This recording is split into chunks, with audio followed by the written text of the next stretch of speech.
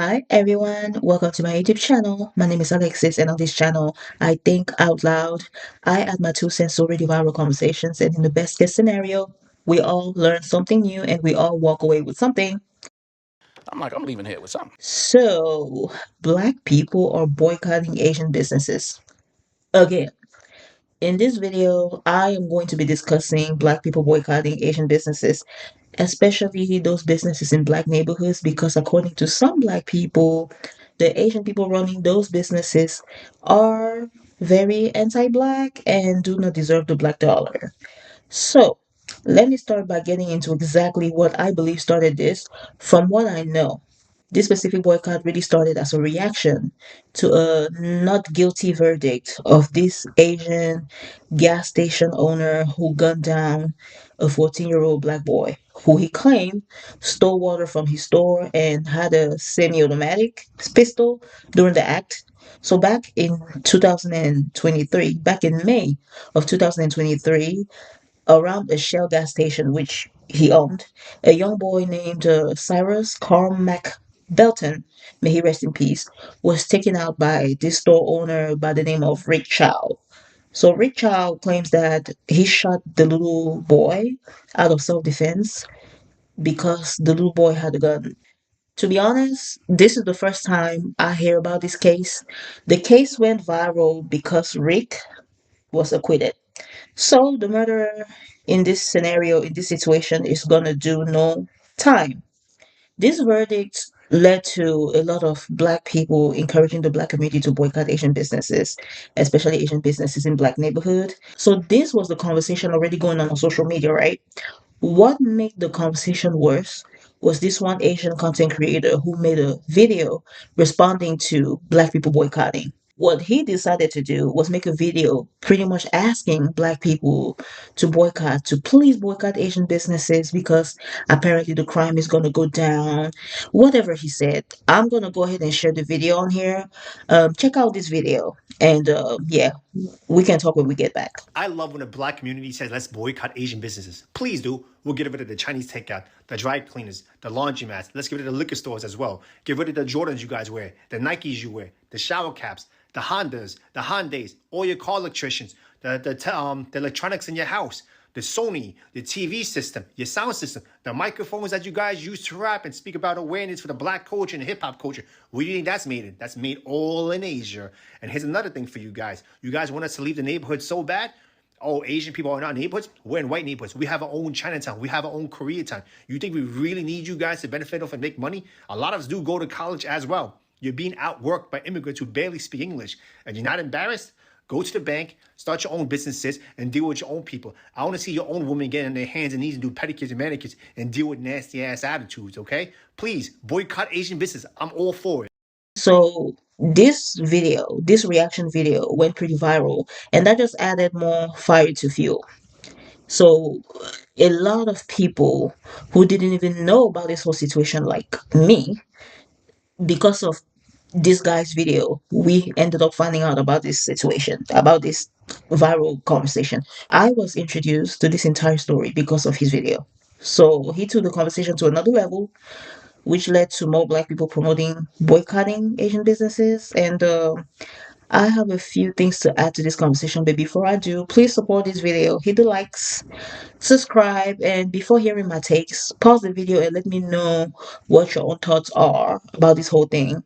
Yeah, let's get into the video. So, first of all, the Black community talks about boycotting Asian businesses like what, every year, every month, every other day, etc. Nobody even knows when these boycotts end, but Black people are always restarting the boycott every time we are mad about something. We need to be more consistent. I am very pro boycotting, and we cannot have a time limit on boycotting. I personally have boycotted a few Asian owned stores over the years because I was not treated well in those stores. The disrespect and the hatred is very noticeable. So I personally, there's some stores that I never went back to. And I mean never. There was never a time limit on it. Like, okay, I'm just gonna like not go for like a year and then go back to see if maybe they have a new management or whatever. I just didn't go. And basically when I decided to stop going forever, it wasn't even on the back of my mind that I was just going to stop going there forever. I just stopped going because I did not want to be around people who disrespected me. And I got used to not relying on those stores at all. I got used to finding other ways to get what I needed. And I ended up not missing those stores at all. I'm saying this to say when we're talking about things like boycotting, it has to be permanent. It has to be consistent. If the collective of black people believe that the black dollar is such a key earning or a key factor to these businesses, then boycott. Do whatever you want, but at the end of the day, consistency is key. And right now, I don't think anybody really takes my community seriously because we are not consistent. The thing that's going on in the back of my mind is, when is this going to end? Every other year we talk about boycotting, but we shouldn't be talking about boycotting because we already talked about boycotting last time. So how in the world did we end up going back to those businesses again? Why are we talking about the exact same thing again years later? Like, it's the same talking points. Oh my gosh, people hate us so bad, blah blah blah blah. But it's like, we've always known this though. So that's my first thing with this whole boycott situation. So consistency is key. I am very pro boycott. We just have to be consistent though. Moving on, I really want my community to focus more on becoming better because it would benefit us rather than always reacting to everyone else's rejecting us. Yes, we do open our own businesses, and yes, we do what we can to have our own, but we talk a lot about gaining independence from other groups when we are hurt over something that other groups have done to us. One second, we got a problem with the Hispanic community. The other second, we have issues with the other Latin communities. And then the next second, it is the white community. And then the next second, it's like the Asian community that we don't like and we want to boycott. I think we should want our community to be independent regardless of the relationships we have with other communities. Because every time someone from a different community offends us, we talk about only investing into our own communities, like our own businesses. I don't understand why investing in our own, prioritizing our own goods and services, it's like a reaction to what other people put us through. We should be able to choose our own community even when others show us the love and respect that we want from them.